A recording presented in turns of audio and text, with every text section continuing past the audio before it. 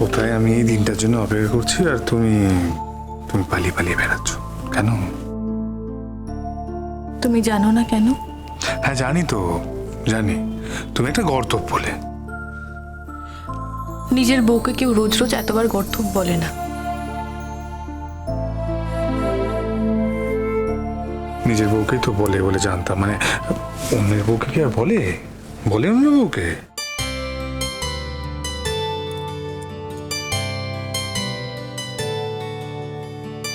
তুমি জানো কত মেয়ে তোমার সঙ্গে কথা বলতে পারলে একদম ধন্য হয়ে যেত?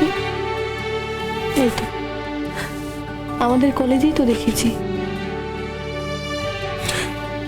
তাই বুঝি? আর সেখানে সেখানে আমি এই মানুষটাকে পেয়ে গেছি। তুমি শিওর? শিওর তুমি? মানে তুমি শিওর তুমি পুরোপুরি পেয়েছো এই মানুষটাকে? হ্যাঁ আমি শিওর। আমি 100% শিওর, 200% শিওর, 500% শিওর, 1000% শিওর।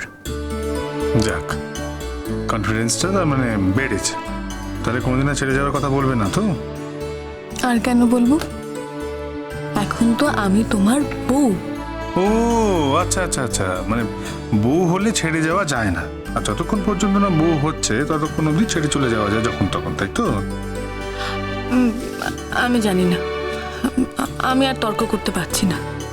তোমাকে আমি একটা সিরিয়াস কথা বলছি। এই জীবনে আর কেউ যা পায়নি সেটা কিন্তু তুমি পেয়েছো। সেটা কি শুনি? আমি কোনোদিনও কোনো মেয়েকে এর আগে এত সিরিয়াসলি নিইনি মো, যতটা আমি তোমাকে নিয়েছি। তুমি আমাকে অনেক বদলে দিয়েছো মোর। ভেতরে ভেতরে আমার অনেক চেঞ্জ হয়েছে। আমি মেয়েদেরকে পছন্দ করতাম না, রাদার হেট করতাম। অবশ্য তার কিছু কারণও ছিল, সেগুলো তুমি সব জানো। শুধু মেয়েদের প্রতি যে শ্রদ্ধা সম্মান, সেটা আমি দিতে শিখেছি তোমাকে দেখে, জানো? তুমি আমাকে এত মেজাজ কেন দেখাতে গো? এত মেজাজ কেন দেখাতে? তুমি বুঝি আমাকে কম মেজাজ দেখাতে? আচ্ছা, আমি যে একজন ডিরেক্টর, আমি যে একজন টিচার প্রফেসর, হ্যাঁ, তুমি সেটা কোনোদিনও মেনেছো?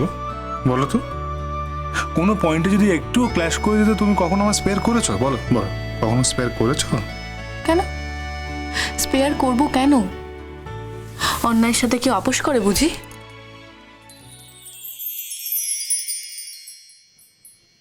Exactly exactly, that's my point. ঠিক ঠিক এটার জন্যই তোমার কাছে আমি বারবার দৌড়ে যেতাম মোর। তোমার এই অনেস্টি, তোমার এই তেজ, তোমার এই স্পিরিট, এটাই বারবার তোমার দিকে আমার টেনে নিয়ে যেত। একটা কথা কি জানো মোর, আমি তোমাকে সহ্য করতে পারতাম না। কিন্তু সাইমেলটেনিয়াসলি আমি এটাও জানতাম যে তোমার এই অনেস্টি, তোমার এই তেজ, এর কাছে কোথায় যেন আমি হেরে যাচ্ছি।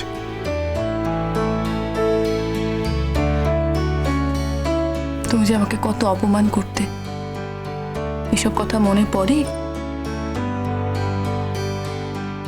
মনে পড়ে। অপমান করতাম, করেছি অনেক অপমান। কি করবো বলো, তুমি আমাকে পাত্তা দিতে না। আচ্ছা মোর, তুমি বলো, মেয়েরা আমার পাত্তা পাওয়ার জন্য কেমন করতো? আমাকে পাওয়ার জন্য ওরা উন্মাদ হয়ে যেত। আর তুমি তুমি তুমি কি করতে? তোমার এমন ডাঁট যে তুমি আমাকে পাত্তা দিতে না, কোনো গুরুত্বই দিতে না।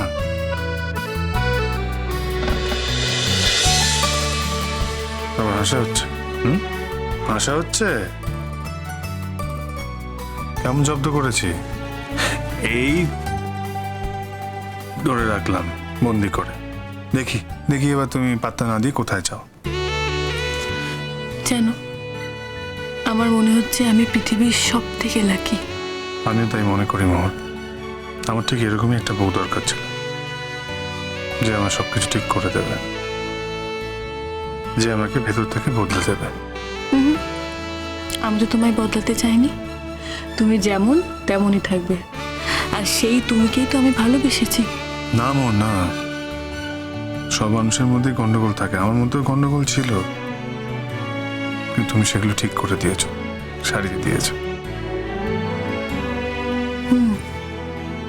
এত কিছু পারলাম, কিন্তু একটা জিনিস পারলাম না। কি? এই যে তোমার মেজাজটাই কমাতে পারলাম না।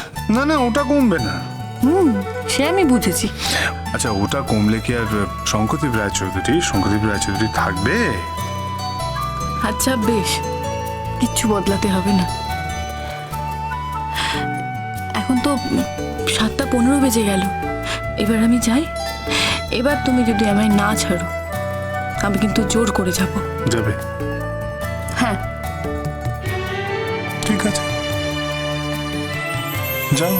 তুমি যদি যেতে পারো, তুমি যাও মা, চলে যাও।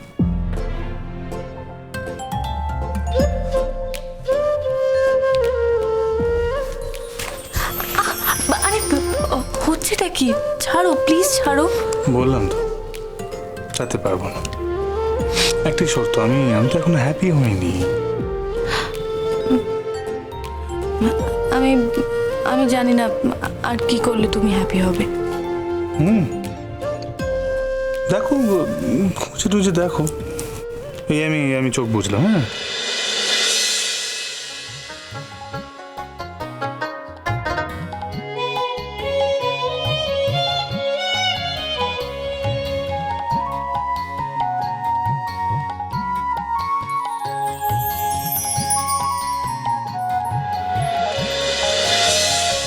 ফাগুন হাওয়ায় হাওয়ায় করেছি যে দান, তোমার হাওয়ায় হাওয়ায় করেছি যে দান।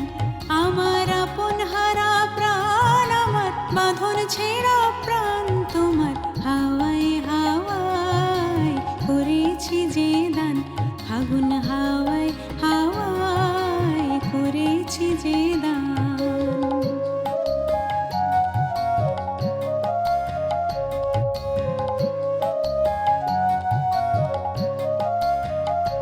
তোমার অশোকে কিংসুকে অলক্ষ রঙ লাগলো আমার অকারণের সুখে।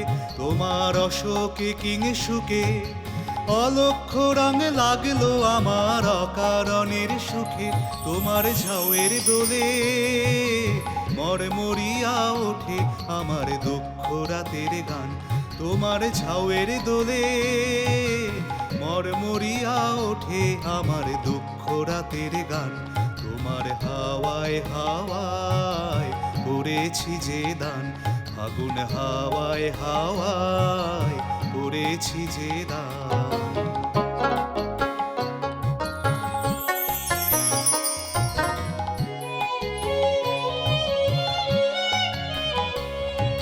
পূর্ণিমা সন্ধ্যায় তোমার রজনীগন্ধায় রূপসাগরের পাড়ের পাড়ে উদাসী মন ধায়। পূর্ণিমা সন্ধ্যায় তোমার রজনীগন্ধায় রূপসাগরের পাড়ের পাড়ে উদাসী মন ধায়। তোমার প্রজাপতির পাখা আমার আকাশ চাওয়া মুগ্ধ চোখে রঙিন স্বপনে মাখা। তোমার প্রজাপতির পাখা আমার আকাশ চাওয়া মুগ্ধ চোখে রঙিন স্বপনে মাখা। তোমার চাঁদের আলোয় বিদায় আমার দুঃখ সুখের সকল অবসান। তোমার চাঁদের আলোয় মিলায় আমার দুঃখ সুখের সকল অবসান। তোমার হাওয়ায় হাওয়ায় করেছি যে দান, ফাগুন হাওয়ায় হাওয়ায় করেছি যে দান। আমার আপন হারা প্রাণ, আমার বাঁধন ছেঁড়া প্রাণ, তোমার হাওয়ায় হাওয়ায়। এবার যাই। যাবে? কিন্তু আমার যে বড্ড ফাঁকা লাগবে মোর। মানে আমি তো সারা রাত একটা উষ্ণতার মধ্যে জড়িয়েছিলাম, সেটা যদি এখন না পাই কেমন একটা ফাঁকা ফাঁকা লাগবে না? তোমার না মিটিং আছে, সে কথা কি মনে আছে? আছে তো, মনে আছে। সে তো দেরি আছে। 10:30টার সময় আমি যাব, 11টা থেকে মিটিং শুরু। রেডিও তো হতে হবে। ওরা আমি রেডি হয়ে নেবো, তুমি চিন্তা করো না, এখন তো সময় আছে। আমি একটু বিশ্রাম নিই। আচ্ছা, তুমি বিশ্রাম নাও। ও মা, বলছি তুমি কিন্তু খুব বেশি লক্ষ্মী মেয়ে হতে যেও না, বুঝতে পেরেছো? খুব লক্ষ্মী মেয়ে হলেও কিন্তু তুমি এই বাড়িতে সকলের মন পাবে না। তাই পড়াশোনাটা তুমি ঠিকঠাক চালিয়ে যেতে হবে। তাই জন্য তুমি একটা কাজ করো, তুমি কাল থেকে রুটিন মাফিক লেখাপড়াটা শুরু করো। হ্যাঁ হ্যাঁ, রাতে তো আমার বরাবরই পড়ার অভ্যেস। এই না না না না না, রাতে পড়া হবে না।